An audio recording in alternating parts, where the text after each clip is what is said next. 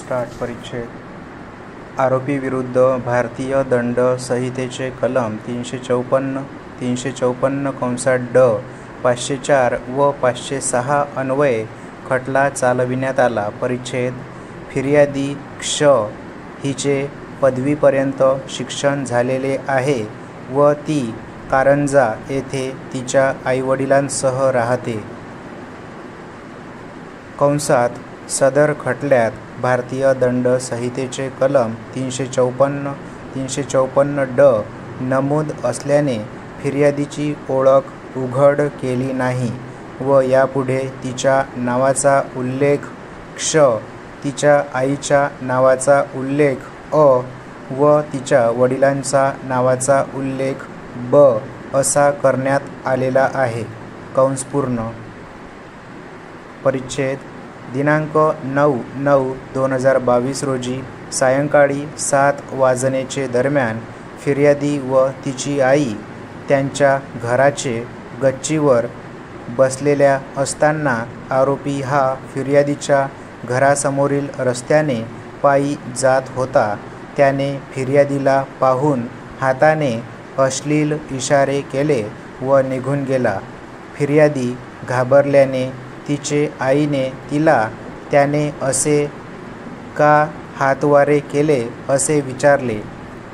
तेवढ्यात आरोपी तेथे पुन्हा आला व त्याच प्रकारे इशारे करून निघून गेला. त्यावेळी फिर्यादीने तिचे आईला सांगितले की आरोपी हा मागील 5 ते 6 महिन्यांपासून ती जेथे जाते तेथे तिचे मागे येतो व ती एकटी असल्यावर तिला तुझ्यासोबत रिलेशनमध्ये राहायचे आहे. जर तू नाही म्हटले तर तुझ्यावर ॲसिड टाकेन अशी घरी येऊन तुला मारेल. तसेच तुझ्या आईवडिलांना कुठल्याही प्रकरणात अडकवून टाकेल अशी धमकी देऊन शिवीगाळ करत होता. फिर्यादीच्या आईने तिला तू आजपर्यंत आम्हाला का सांगितले नाही असे विचारले असता फिर्यादीने आपली परिस्थिती खराब असल्याने व माझे शिक्षण सुरू असल्याने तसेच मला भीती वाटत होती म्हणून मी तुला सांगितले नाही व त्याचा त्रास सहन करत राहिले असे तिचे आईवडिलांना सांगितले.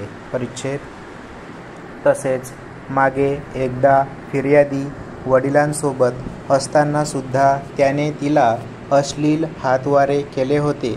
त्यामुळे फिर्यादीने आरोपी विरुद्ध पोलीस स्टेशनला रिपोर्ट दिला होता. त्यावेळी आरोपीने त्याचे मोबाईल फोनवरून फिर्यादीचे मोबाईल फोनवर तू असे का केले, तुला लय मनापासून म्हणत आहे, माफी मागत आहे, केस जर झाली तर मला खूप महागात पडेल, 3 महिने बेल होणार नाही, माझी पूर्ण लाईफ खराब होईल असे मेसेज पाठविले. तसेच मागे 5 ते 6 महिन्यांपासून आरोपी फिर्यादीचा पाठलाग करून तिला लज्जा वाटेल अशा शब्दात बोलून व अश्लील इशारे करून शिवीगाळ करून धमकी दिली आहे.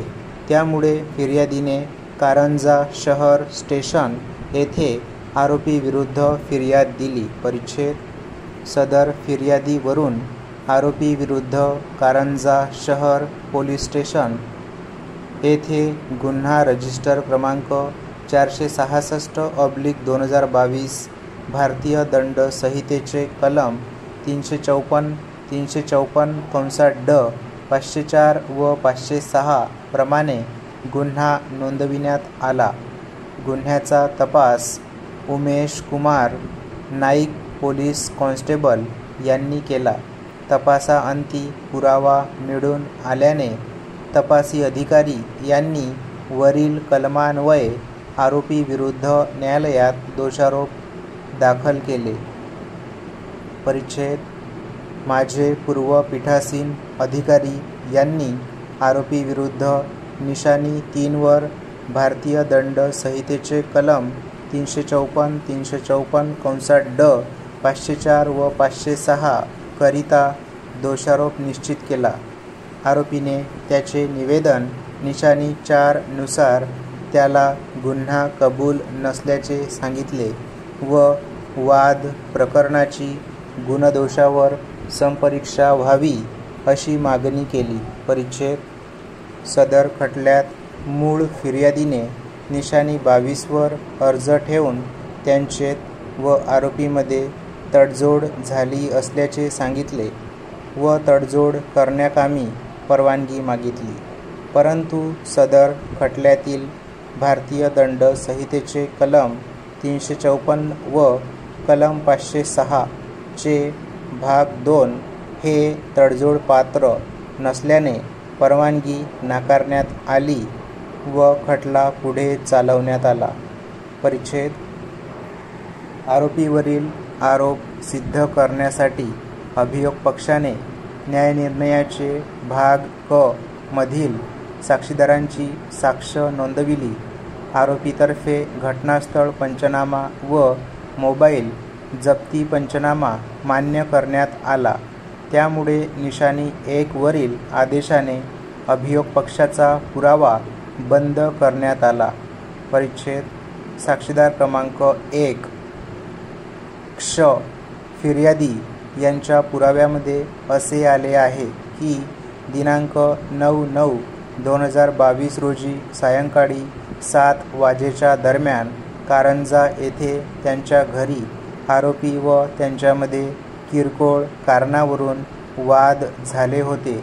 त्या व्यतिरिक्त काहीही घडले नव्हते. त्यामुळे त्यांनी रागाच्या भरात पोलीस स्टेशनला आरोपीविरुद्ध फिर्याद दिली होती. साक्षीदार क्रमांक 2 अ. फिर्यादीची आई व साक्षीदार क्रमांक 3 ब.